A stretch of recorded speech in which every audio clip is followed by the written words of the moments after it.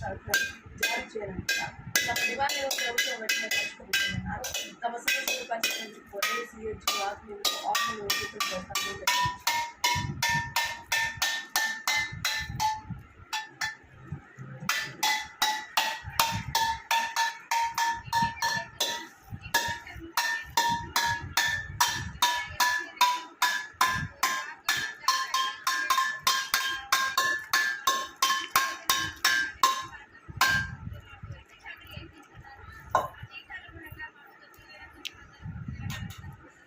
అంటే వాళ్ళు ఎందుకట్లా తెలంగాణ ప్రభుత్వ విధానమా అని ప్రశ్నించారు.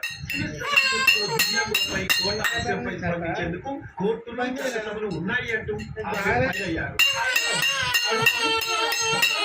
మాట్లాడుతున్నా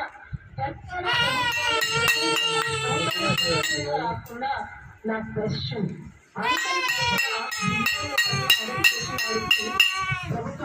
ప్రభుత్వం ఆలోచన ఆవిడ ఎక్కడ ఆలోచన ప్రీమియర్ సర్వీస్ ఐపీఎస్ లాంటి వాటిలో దివ్యాంగులు అంత నుంచి